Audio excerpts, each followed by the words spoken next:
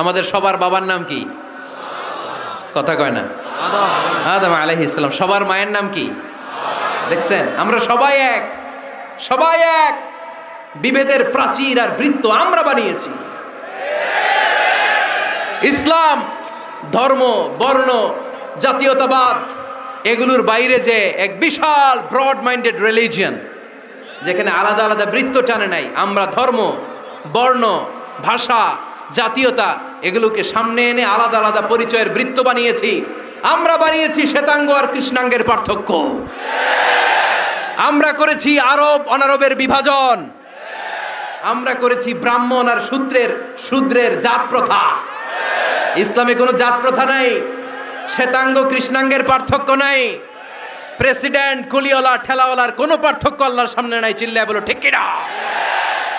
যার প্রমাণ, প্রেসিডেন্ট যখন নামাজে দাঁড়ায় তার পাশে রিকশাওয়ালাও নামাজে দাঁড়ায়, তার পাশে শিক্ষকও নামাজে দাঁড়ায়, তার পাশে ব্যবসায়ী ভাই নামাজে দাঁড়ায়, তার পাশে ছোট্ট ছেলেটাও নামাজে দাঁড়ায়। আল্লাহর সামনে গোটা সব বিশ্বের মানুষগুলোরে এক কাতারে দাঁড় করিয়ে দিয়েছে কে? কোনো পার্থক্য নাই।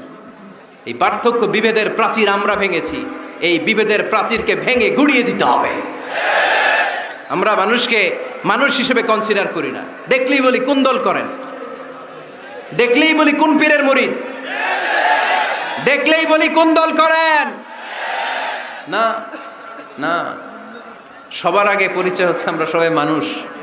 বাবার নাম আদম, মায়ের নাম হাওয়া।